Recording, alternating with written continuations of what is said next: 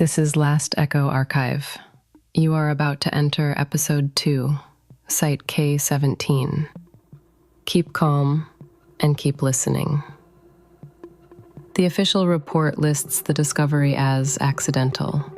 A minor landslide in a remote limestone region exposed a vertical shaft previously sealed for thousands of years. Satellite imaging had never detected it. Geological surveys had missed it entirely. It wasn't supposed to be there. The site was designated K17. Dr. Elias Farga led the initial expedition. Geologist, mid-40s, known for his work on deep earth anomalies. With him were Lila Hassan, a structural mapping specialist, and Tomas Riedel, equipment technician. They entered the shaft at 0910. The descent required anchored lines. The opening narrowed quickly, forcing them into single file. The air grew warmer as they went down, not gradually, but in noticeable pockets, like passing through invisible layers. At 70 meters, they reached the first chamber. It was smooth, too smooth. Lila ran her hand along the wall and immediately pulled it back. "This isn't erosion," she said. The surface felt polished, not worn, refined. Tomas checked humidity and temperature. "Airflow is weird," he muttered. It came in pulses, strong enough to be felt through clothing, every few seconds. A rush inward, then a slow release outward. Elias paused, listening. "It's cycling," he said. "Like pressure equalization?" "No," Elias replied. "Like respiration." They continued. At 120 meters, the cave expanded into a network of tunnels. Not random, branching, but with a pattern that became clearer the further they went. Symmetry. Repeating angles. Curves that matched each other too precisely. Lila began mapping. After 10 minutes, she stopped. "This doesn't make sense," she said. Elias looked at her screen. The paths they had taken were forming shapes, circular, layered, like rings. "Keep going," he said. At 210 meters, the breathing intensified. It was no longer subtle. The air rushed inward violently, pulling loose dust and small debris along the ground, then released. Again and again. Tomas laughed nervously. "Tell me this isn't what it sounds like." No one answered. At 260 meters, they reached a chamber large enough that their lights couldn't reach the ceiling. The floor was covered in shallow depressions, hundreds of them, each one filled with still, dark water. Elias crouched beside one. The surface was perfectly reflective, no ripples, despite the airflow.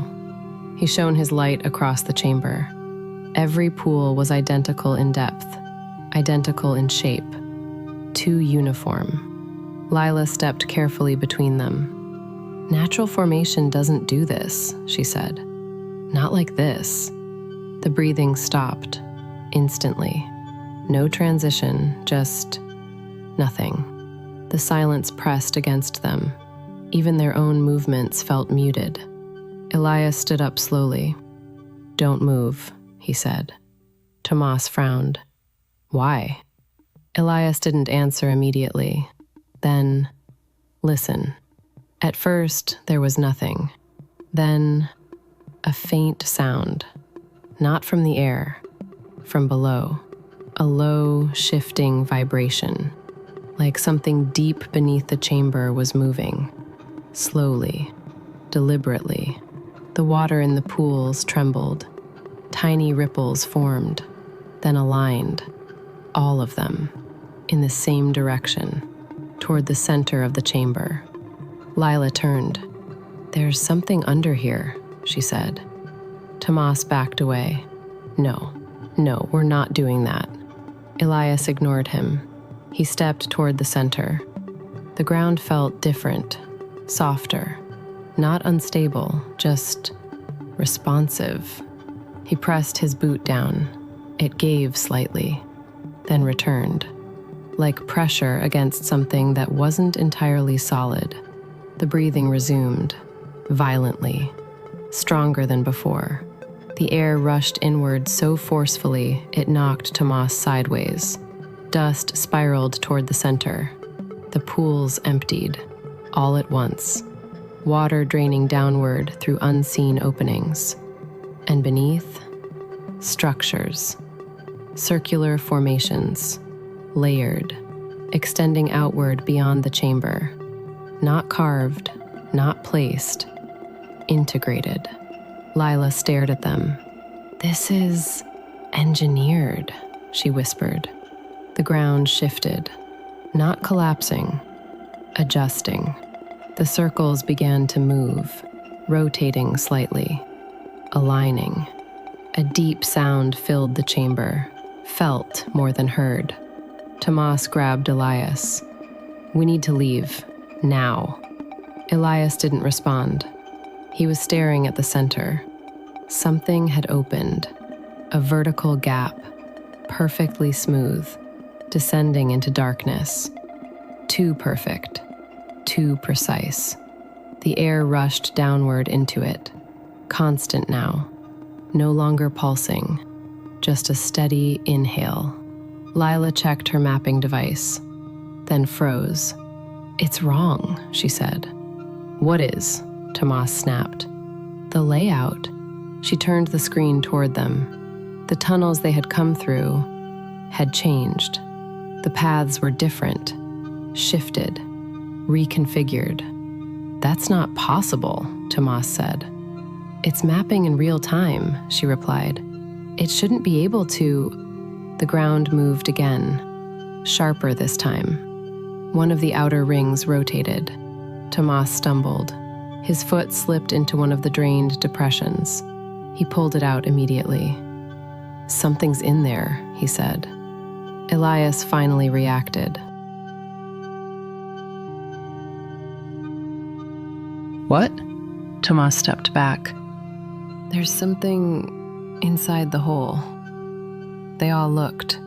At first, nothing was visible. Then, movement, far below. Not rising, not reaching, just shifting, like something becoming aware. The breathing stopped again. The silence returned, heavier, closer. Lila's device beeped. A signal had appeared, weak, fragmented. Elias took it. "It's not from us," she said. "Then what is it?" Tomas asked. Elias stared at the screen. "It's labeled," he said. "With what?" He hesitated, then answered. "Asteria 3. The name hung in the air. None of them spoke. The ground shifted one final time. The central opening widened just slightly. And from deep within, a sound. Not mechanical, not geological. A pattern. Rhythmic. Like knocking. Elias stepped closer. Tomas grabbed him. "Don't," he said. Elias pulled away. "It's communication," he whispered. Another knock, this time closer, louder, from below. Lila backed away. "The tunnels are closing," she said. They turned. The passages they had entered through were narrowing, the walls shifting inward, slowly, deliberately. Tomas moved first. "We're leaving." Lila followed. Elias didn't. He was still staring into the opening. The knocking continued. Steady, intentional, like something trying to match a rhythm, like something trying to learn. "Elias," Lila called. He didn't respond. Tomas ran back, grabbed him, pulled him away. They moved toward the tunnel. The breathing resumed, faster. The walls tightened. The air grew hotter, harder to breathe.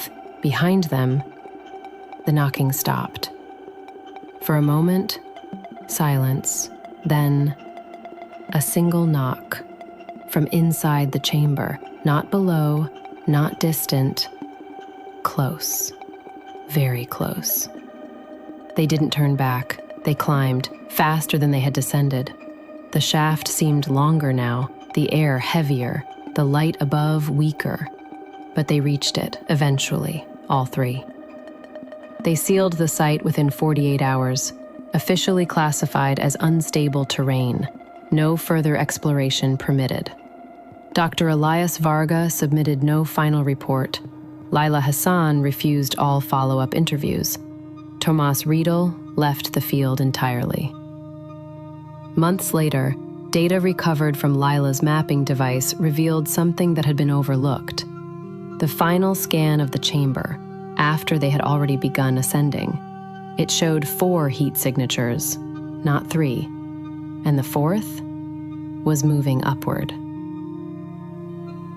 Thank you for hearing Episode 2, Site K17, on Last Echo Archive. Don't forget to subscribe. The next transmission is coming.